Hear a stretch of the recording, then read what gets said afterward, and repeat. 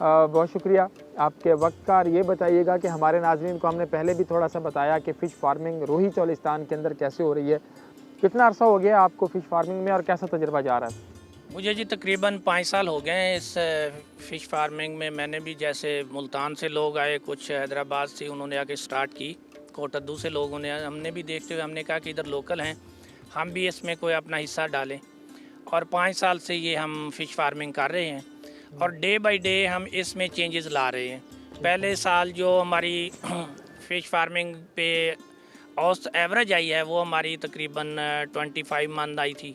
उसके बाद फिर हमने अपने डे बाय डे उसको चेंज किया कि इसमें ज़्यादा से ज़्यादा ग्रोथ कैसे ले सकते हैं। जब हमने ग्रोथ में बढ़ाई है तो उसी से हमारा जो है ना थोड़े बहुत एक्सपेंडिचर जो ज़्यादा थे वो कम होना शुरू हो गए। और अब हम मार्केटिंग में जा रहे हैं, मार्केटिंग भी करते हैं। बहावलपुर में, मुल्तान में, सक्खर से लोग आके हमारे से परचेज़ करते हैं। ये सबसे बड़ा मसला ये था कि ये वो रोई थी कि जिधर हम लोग किसी दौर में, हम लोकल चोलिस्तानी लोग हैं इधर के रहने वाले, जब हम खुद भी इधर आते थे तो पानी बोतलों में बांध के लेके आते थे। और ऊँटों पे या कोई मोटरसाइकिल पे जब हम जाते थे अपना जानवर चेक करने के लिए, तो रास्ते में हमें कहीं कोई गाय गिरी हुई नज़र आती थी, कहीं कोई परिंदा मरा हुआ, सिर्फ पानी की वजह से। कि इतनी पानी की किल्लत थी कि अल्लाह ताला की रहमत से ये जब से स्टार्ट फिशरीज़ वालों ने मोटिवेट किया और दोस्तों की वजह से हम लोग भी इसमें आए हैं, तो इससे इतने पॉइंट बन गए कि लाइव स्टॉक क्या इधर हर परिंदा नज़र आना शुरू हो गया जो चोलिस्तान में कोई नहीं नज़र आता था। जो जब से, और इसमें हमें बहुत ज़्यादा प्रॉब्लम फेस करने पड़े हैं। फॉर एग्ज़ाम्पल कि हमें जो रॉ मटेरियल था वो नहीं मिलता था। हम उकाड़ा से, हाफजाबाद से, पिंडी भट्टियाँ से अपना रॉ मटेरियल मंगवाते थे और उसमें हमें कैरेज भी बहुत ज़्यादा पड़ती थी। अब भी वो मसाइल हैं, बहरहाल डे बाई डे थोड़े कम हो रहे हैं क्योंकि मुल्तान में इंडस्ट्री इसकी खुल गई है। इधर भी लोगों ने मिक्सचर मशीनें हमने भी अपने प्लांट पे लगा ली है कि ज़्यादा से ज़्यादा एक्सपेंडिचर्स को कम किया जाए और जो चीज़ें वक्त पे ख़रीदनी होती हैं उनको वक्त पे ख़रीदा जा सके। अच्छा। और उससे जो है ना ज़्यादा से ज़्यादा रेवेन्यू जो है ना हम कलेक्ट। अच्छा संगड़ साहब, ये फरमाइएगा कि यहाँ पर जो मार्केटिंग है, क्योंकि आप दूर दराज एरिया में बैठे हैं और यहाँ पर जो लोग आपके पास आ रहे हैं वो दूसरे इलाकों की निस्बत आपसे सस्ती चीज़ें उठाते होंगे, सस्ती मछली लेते होंगे, कि रेट का फ़र्क है या कैसे देखते हैं? असल में रेट का तो ज़ाहिर है, अब हम भी मंडी के साथ चल रहे हैं। पहले 3-4 साल इन लोगों ने हमें बड़ा दाव लगाया कि हमें पता नहीं होता था मार्केट का। अब हम भी मार्केट नेट पे चेक करते हैं। बहरहाल मुल्तान से कोटद्दू की निस्बत या सक्खर की निस्बत ये हमसे कोई 8-10 रुपये सस्ती उठाते हैं। और ये हमारी मछली का टेस्ट ये है कि हमारे पाउंड हैं बड़े, 10 एकड़ के, 5 एकड़ के। उसमें शायद मछली का, पानी का और इन्वायरमेंट और एटमॉस्फेयर जो इधर की हवा चलती है दक्खन की, ख़ास तौर पे रोई की, उसकी वजह से ऑक्सीजन इसको ज़्यादा मिलती है। इसका टेस्ट बिल्कुल दरियाई मछली जैसा है। जब हमारी मछली ख़ास तौर पे रोई की मार्केट में जाती है तो दूसरी मार्केट बिल्कुल उस वक्त ऑफ हो जाती है, सिर्फ हमारी मछली ही उसमें बिकती है। अच्छा, कितना फ़र्क है आपको लगता है कि एक आम पॉन्ड की मछली, फार्म की मछली और यहाँ की रोही की मछली? देखें जी, हम तो जितने भी दोस्तों को बुलाते हैं इधर भी खाइए, और जो हमारी मार्केट में भी मछली जाती है तो वो लोग हमें इसको दरियाई मछली करके बेच देते हैं। और अच्छा। इसके टेस्ट में कोई ख़ास फ़र्क नहीं है। अच्छा। तो क्योंकि हम एक प्योर किस्म की खुराक इसमें डालते हैं, मकई है, राइस पॉलिश है और ग्रेडियंट्स, अपना कनोला मील है, सोयाबीन है। हम वो 2 नंबर किस्म की इसमें कोई ना ऐसी को खुराक डालते हैं जिससे को मछली के टेस्ट में। ठीक है, आपको क्या लगता है कि अगर हम पॉलिसीज़ देखें गवर्नमेंट की, तो फ़िश फार्मिंग के हवाले से गवर्नमेंट की पॉलिसीज़ आपको लगती हैं कि सूटेबल हैं या उसमें कुछ बेहतरी की कहीं गुंजाइश मौजूद है? कागजी हद तक तो गवर्नमेंट ने बहुत प्रमोट किया है, टीवी पे भी, मीडिया पे भी, आगे पीछे हेड पाइनन पे भी उन्होंने छोटे छोटे वो बनाए हैं, केज फार्मिंग स्टार्ट कर दी है। और इस लेवल पे हमारी तरफ अभी गवर्नमेंट तवज्जो नहीं दे रही। हम तो काफ़ी डिसहार्ट हैं गवर्नमेंट की इस पॉलिसी से, क्योंकि हमारी जब मछली में कभी ऑक्सीजन कम होती है तो मछली ऊपर आना शुरू हो जाती है और मरना शुरू हो जाती है। हम फ़ोन करके फ़िशरीज़ को बुलाते हैं, कोई बंदा नहीं आता। सबसे बड़ा इस वक्त हमें जो डिसएडवांटेज है वो है ये कि जब पहले हमें बच्चा मछली का 50 पैसे में दे देते थे, जबकि गवर्नमेंट को चाहिए कि उसको ये बिल्कुल स्पॉन्सर करें बच्चे को, वो भी नहीं करते। और अब जब हम बच्चा दोबारा लेने जाते हैं तो 2 रुपये पे चला गया है। देखें, ये तो बल्कि इसको दबाने के चक्कर में है फ़िशरीज़ वाले को, इसको ज़्यादा मज़ीद बूम देने के चक्कर में मुझे नहीं नज़र। ये जी बड़ी अहम बात उन्होंने की है कि जब ऑक्सीजन कम होती है और तालाब के अंदर और हम फिशरीज़ वालों को बुलाते हैं फ़ोन करते हैं तो वो नहीं आते। अपनी मदद आपके तहत यहाँ पर लोग फ़िश फार्मिंग रोही चोलिस्तान में कर रहे हैं, लेकिन फ़िशरीज़ डिपार्टमेंट इनके साथ किसी किस्म का कोई ताउन नहीं कर रहा है। तो आपको लगता है कि अगर डिपार्टमेंट आपके साथ कुछ ताउन करे तो ये यहाँ पर चीज़ें बेहतर हो सकती हैं? बिल्कुल, ये ख़ास तौर पे जो हमारी मछली कुछ मर जाती है या ऑक्सीजन कम होने की वजह से, जो बड़े हमारे फार्मर हैं, ग्रोअर हैं, उन्होंने ऑक्सीजन के प्लांट रखे होते हैं। वो ऑक्सीजन उनको मिलती रहती है और उससे मछली की ग्रोथ भी बढ़ती है। अगर यही ट्रीटमेंट भी हमारी मछली की आके करें, उसको मंथली चेकअप उसका करें, जैसे लाइव स्टॉक वाले करते हैं, ये चीज़ें अगर हमें टाइमली दी जाएँ तो अल्हम्दुलिल्लाह जहाँ हमारी ये 25 से 30 मन मछली आ रही है, हम 30 से 40 मन जा सकते हैं और उससे भी मजीद ग्रोथ इसको बढ़ा सकते हैं। तो आपको लगता है संजय साहब, आपको लगता है कि यहाँ का जो पानी है, सबसे पहले आप उसको टेस्ट कराते हैं कि ये पानी सूटेबल है या नहीं है, और ज़मीन का कोई तज्जिया मिट्टी का भी कराते हैं, या बस आया देखा और उसको आपने काम शुरू कर दिया? नहीं, वो उसमें तो क्या करवाना पड़ता है, इसका पीएच हम चेक करवाते हैं। जैसे हमारा पीएच 7 से 8 के दरमियान होना चाहिए, वो हम अब तो हमने खुद वो मशीनें लेके रख ली हैं।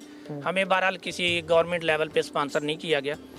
उसके बाद हम पानी के टेस्ट करवाते हैं कि टीडीएस इसका कितना है। टीडीएस 7 से 1800 के अंदर होगा तो मछली की अच्छी ग्रोथ होगी। ठीक है। अगर वो टीडीएस उससे ऊपर है तो मछली की ग्रोथ बहुत कम होती है। ठीक है। तो यहाँ का टीडीएस क्या चल रहा है? टीडीएस हमारा 14-1500 पे चल रहा है। फिर भी उसमें हम थोड़ी सी खुराक बढ़ा रहे हैं, जिसकी वजह से, और फर्टिलाइजर और जिप्सम वगैरह उसमें यूज़ करवा रहे हैं। अच्छा। जिससे टीडीएस थोड़ा सा मेंटेन कर जाए। तो कोई ऐसा भी यहाँ पर निज़ाम है कि जो पानी यहाँ से निकल रहा है उसको कुछ इस तरह से ट्रीट किया जाए कि वो यहाँ की मछलियों के लिए और उसका टीडीएस जो है वो ठीक हो जाए? बिल्कुल, गवर्नमेंट लेवल पे तो आरओ प्लांट होते हैं, उनमें टीडीएस कम किया जा सकता है।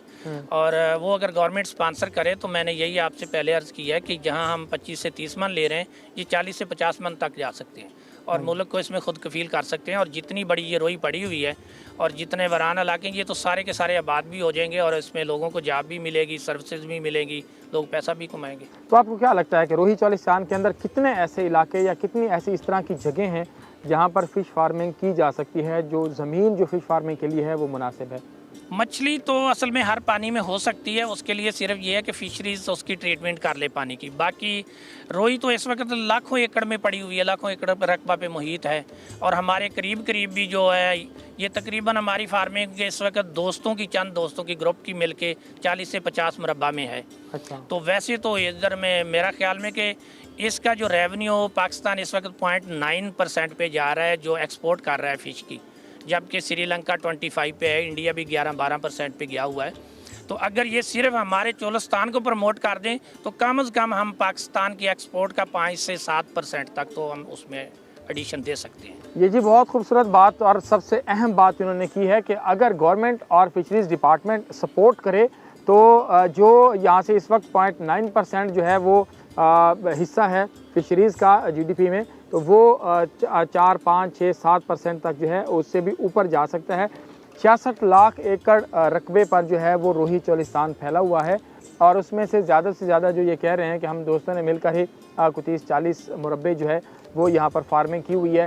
तो 66 लाख एकड़ में कई लाख एकड़ ऐसे ज़रूर होंगे जहाँ पर फिशरीज़ के लिए इस तरह के जो पॉन्ड्स बनाने की सूटेबल जगह होगी, जहाँ पर पानी जो है वो सूटेबल होगा। अखराजात ये तो चलो यहाँ बैठे हैं बात कर रहे हैं 3000-4000 रुपये एकड़ ठेके की, बहुत सारी जगहें अंदर ऐसी भी होंगी जहाँ पर आपको 1 से 2000 रुपये एकड़ के ऊपर जो है वो मिल जाएगी इसकी लीज़ के ऊपर ज़मीन जो है। तो मुझे सिर्फ एक चीज़ बता दीजिए ऐसे तमाम लोगों के लिए जो यहाँ पर फ़िश फार्मिंग करना चाह रहे हैं, कब ऐसा मकाम आया कि और वो कौन सी ऐसी वजह थी कि आपको लगा यार नहीं यहाँ पर फ़िश फार्मिंग जो है वो नुकसान दे रही है? कभी नुकसान भी हुआ? नुकसान तो कोई ख़ास कभी नहीं हुआ, बराबर में तकरीबन चले जाते हैं, क्योंकि ये ऐसा बेनिफिशियल किस्म का, हम जैसे पहले गंदम, राया, कनोला की काश्त करते थे, उसमें कभी मौसमी चेंज आ गई, कभी कोई प्रॉब्लम आ गया, तो उसमें हमेशा ही हमें प्रॉब्लम आया है कि कभी घाटे में कभी मुनाफे में।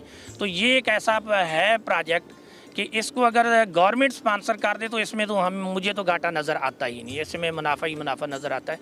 ख़ास तौर पे हमें ये सोलर सिस्टम स्पॉन्सर कर दे फार्मर को, उसके बाद अगर एग्रीकल्चर ट्यूबवेल इनके लिए कोई लाइनें खींच के इधर बिजली की सप्लाई दे दी जाए, तो जितनी आप सहूलतें देंगे उसमें रेवेन्यू जनरेट ज़्यादा होना शुरू हो जाएगा। अच्छा। और इसमें फार्मर जो है ना, उस फार्मर के लिए आसानियाँ पैदा करें। तो इसमें ये है कि गवर्नमेंट इसमें थोड़ा बहुत स्पॉन्सर करे, या सोलर सिस्टम में करे या बिजली में करे। अच्छा, एक चीज़ और भी, जैसे मीठे पानी की लाइनें जो हैं जी। वो 4-5 लाइनें पीने के पानी के अंदर रोही में जा रही हैं, तो आपको कोई लगता है कि 1-2 ख़ास लाइनें जो हैं इन फ़िश फार्मर्स के लिए मीठे पानी से नहरी जैसे वो नहर के करीब से लाइनें निकाली गई हैं, ट्यूबवेल के ज़रिए पानी यहाँ पर शिफ्ट किया जा रहा है, तो इस तरह का कोई हो सकता है और हो उससे कोई सकता बेहतरी है, हो सकती है? बिल्कुल हो सकता है। बहरहाल वो बहुत ज़्यादा कॉस्टली है। अगर हम इधर ही ड्रिल करके अगर 250 पे हमारा पानी का एक टेस्ट आ रहा है तो 500 पे दूसरा है, 650 पे दूसरा है। जहां हमें 400 फुट तक पानी कड़वा मिलता है तो हम उसके नीचे ड्रिलिंग करवा लेते हैं, और जब बोर हमारा नीचे 600 फुट पे जाता है तो वो पानी में जिप्सम भी ज़्यादा है और वो उसका TDS भी कम है। वो है कि ज़रा कास्टली ज़रूर है, उसमें अगर गवर्नमेंट थोड़ा सा स्पॉन्सर कर दे, बोर करवा दे या थोड़ा बहुत लोन दे दे कम मार्कअप पे, तो ये इंडस्ट्री में बहुत ज़्यादा बूम आ सकता है, इसमें कुशन बहुत ज़्यादा। आखिर में फिशरीज़ डिपार्टमेंट के लिए क्या कहेंगे कि कितना सपोर्ट करे आपको?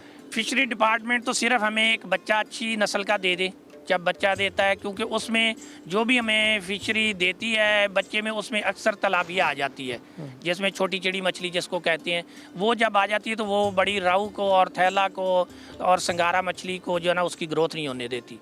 उसके लिए हमें फिर मुख्तलिफ ट्रीटमेंट है अपने तौर पे करते हैं, कभी संगारा उसमें छोड़ते हैं, कभी मली छोड़ते हैं कि उसको थोड़ा पकड़े, उसको कम करे, क्योंकि वो बच्चा बहुत ज़्यादा दे देती है।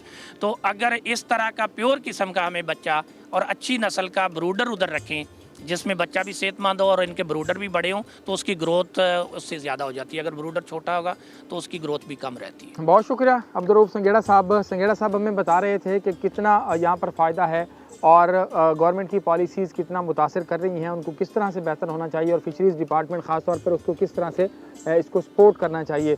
आज हम रोही चौलिस्तान के मुख्तलिफ़ फार्म्स पर फिरे, मुख्तलिफ़ लोग जो यहाँ पर फ़िश फार्मिंग कर रहे हैं, कितने उनके पास वसाइल हैं, कितने उनको मसाइल हैं, पॉलिसीज़ कितनी मुतासर कर रही हैं गवर्नमेंट की और पॉलिसीज़ के लिए वो क्या चाह रहे हैं, उनकी डिमांड्स क्या हैं, और ख़ास तौर पर यहाँ की मछली का टेस्ट, यहाँ का जो पानी का निज़ाम, यहाँ का जो टरबाइन सिस्टम है या यहाँ का जो सोलर सिस्टम है, वो सारा कि आपको 1 एकड़ के लिए या 1 मुरब्बे के लिए कितना सोलर और उसके ऊपर कितने वसाइल दरकार हैं, वो तमाम चीज़ें हमने डिस्कस की। यकीनन ये मेरे लिए भी और आप लोगों के लिए भी एक मुनफरद सा प्रोग्राम था कि रोही चौलिस्तान के अंदर भी फ़िश फार्मिंग हो सकती है, और सिर्फ हो नहीं सकती बल्कि बहुत बेहतरीन अंदाज में इस वक्त हो रही है, और हज़ारों एकड़ जो है वो इस वक्त फ़िश फार्मिंग जो है वो यहाँ पर हो रही है, और मज़ीद कुछ लोग हमारे जो दोस्त हैं वो सोच भी रहे हैं। तो प्रोग्राम का वक्त अपने अख्ताम को पहुँचता है। अपने मेज़बान अतुल्लाह अशआरी को इजाज़त दीजिए।